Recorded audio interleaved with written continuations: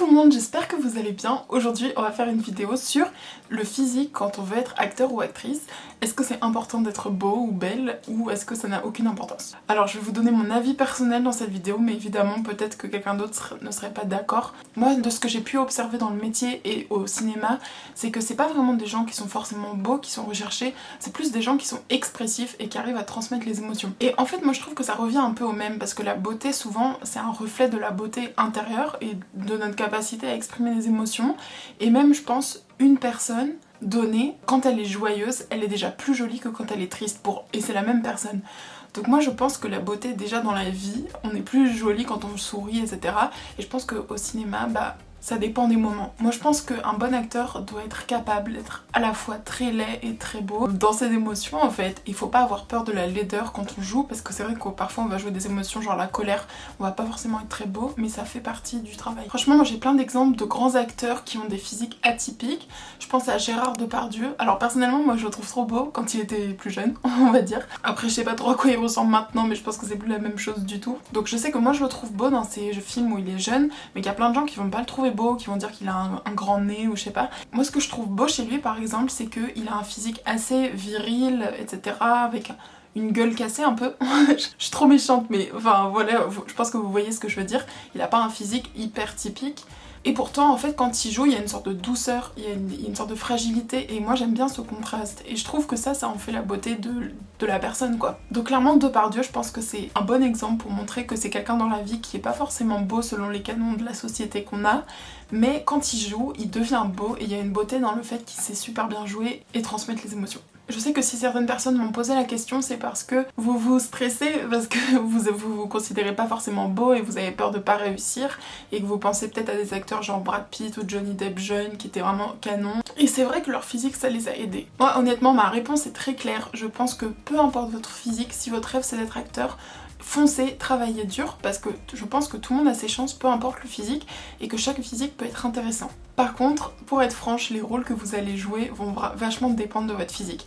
Donc clairement, si vous n'avez pas un physique à la Brad Pitt, vous allez jamais jouer les jeunes premiers qui séduisent toutes les femmes du film, ça, vous allez pas jouer ça, mais vous allez peut-être jouer autre chose de tout aussi intéressant. En fait, il faut que vous utilisiez votre physique, que vous en ayez conscience et que vous en fassiez une force. Je vous donne un exemple. Moi je sais que j'ai une tête assez enfantine, malgré mon âge, j'ai 22 ans, et je sais que souvent les gens me disent que j'ai genre 16-17. Honnêtement ça me saoule parce que j'ai envie d'être considérée comme une adulte, alors que souvent on me rabroue comme une enfant alors que je suis beaucoup plus âgée en fait. Je sais que j'en avais discuté avec ma copine Fanny de la chaîne Actrice à Hollywood, parce qu'elle m'avait dit que elle aussi ça lui faisait ça, et que les gens la prenaient pour une femme plus jeune qu'elle n'est, et du coup lui parlaient comme si elle avait 20 ans alors qu'en fait elle est plus âgée. Donc comme moi j'ai conscience du côté enfantin, je sais que je vais pas tout de suite jouer les rôles de grande méchante que j'aimerais jouer plus tard quoi.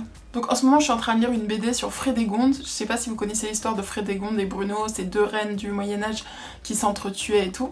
Et honnêtement cette histoire moi ça me passionne, j'aimerais trop jouer ce type de rôle, mais bon, avant de jouer une reine sanguinaire, je sais que je vais devoir passer par les rôles d'ado un peu enfantine, un peu fragile, romantique et tout. Et je sais que c'est ça que mon physique renvoie, même si j'aimerais bien qu'il renvoie autre chose, j'y peux rien. Donc voilà, les rôles de grande sanguinaire ça attendra un peu.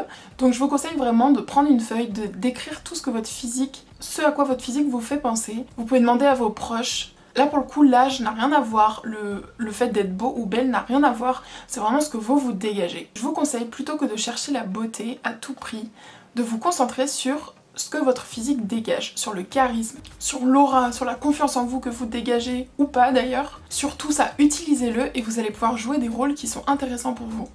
Un autre exemple c'est Louis de Funès par exemple. Louis de Funès c'est vraiment pas le mec qui a un physique de playboy à la Brad Pitt. Il est plutôt petit, il a un physique un peu ingrat, il est chauve, il est plutôt vieux parce qu'il a réussi plus tard. Bah clairement Louis de Funès on va pas le mettre dans les rôles de Brad Pitt, mais pour autant il a une carrière vraiment ouf, et là pour le coup la beauté ça a rien eu à faire dans son succès quoi. Et encore une fois, moi honnêtement je trouve que Louis de Funès avec son physique, c'est tellement drôle ces films ou les situations dans lesquelles il est, que ça rend la scène belle et ça rend le personnage beau, enfin je trouve que ça rend l'acteur beau, c'est un peu bizarre mais je trouve que du coup il est beau. Ensuite la beauté c'est assez subjectif, il y a des gens qui vont vous trouver beau, d'autres pas, et en tout cas vous pouvez pas vous fonder là-dessus pour décider si vous allez faire une carrière là-dedans. Moi je vous conseille vraiment, si vous avez ce rêve, bah faites-le, travaillez pour, mais ne vous souciez pas de si vous êtes beau ou belle, parce que c'est pas du mannequinat là. Même dans le mannequinat, on a un peu ce cliché qu'il faut être super beau, mais en fait, c'est pas vraiment ça qu'ils recherchent dans le mannequinat. Ils recherchent des gens qui ont des expressions assez neutres. Et moi, honnêtement, il y a plein de mannequins que je trouve vraiment laids, mais qui sont quand même pris dans les magazines et tout, parce qu'ils ont un visage hyper creux, hyper neutre, qu'ils arrivent à poser en n'ayant aucune expression, pour mieux mettre en valeur le vêtement et tout. Ils sont souvent très maigres, et bah clairement, si on n'aime pas trop la maigreur, on va les trouver moches, quoi. Le cinéma, à l'inverse du mannequinat, c'est pas vraiment des types de gens qu'on recherche qui seraient uniques. On cherche plutôt des profils variés, des profils qu'on n'a jamais vus. Donc au contraire, si on ressemblait tous à Brad Pitt, bah ce serait pas intéressant pour faire différentes situations. Ensuite, vraiment, l'idée de la beauté, elle évolue au fil des générations. Donc aujourd'hui, par exemple, pour les hommes, il y a plus une idée de beauté de faut être super musclé au cinéma pour faire les rôles d'action et tout. Mais il y a même pas 50 ans, enfin, quand vous regardez les films un peu plus vieux, les hommes ils ressemblent pas à ça dans les films. Les idéaux de beauté c'était plus les hommes un peu plus qui avaient l'air un peu plus fragiles, qui avaient l'air un peu plus romantiques, la tête dans les étoiles. Je pense aux Demoiselles de Rochefort par exemple. Les hommes dans les Demoiselles de Rochefort ils sont hyper épurés, hyper éthérés, ils chantent, ils sont assez féminins dans leur façon de s'habiller et tout. Donc les idéaux de beauté ça évolue, donc ne vous fondez pas là-dessus pour décider si vous allez faire une carrière ou pas. Et enfin, surtout, la beauté, elle évolue au fil de votre âge. Donc, par exemple, Catherine Deneuve, quand elle était jeune, elle était vraiment magnifique et du coup, elle pouvait jouer tous les rôles de type peau d'âne, ou les rôles de princesse, les rôles de belle jeune fille et tout. Alors, au fil du temps, sa beauté, elle a changé. Ça veut pas dire qu'elle est laide maintenant, moi je trouve qu'elle est plutôt belle. Je l'ai vue dans un film dernièrement et je l'ai trouvée vraiment belle, mais c'est juste qu'elle joue pas la même chose, quoi. L'âge aussi, ça vous fait évoluer vos types de personnages. Un autre exemple, c'est Isabelle Adjani, c'est pareil. Dans La Reine Margot, elle joue pas la même chose que dans Sous les juges des filles.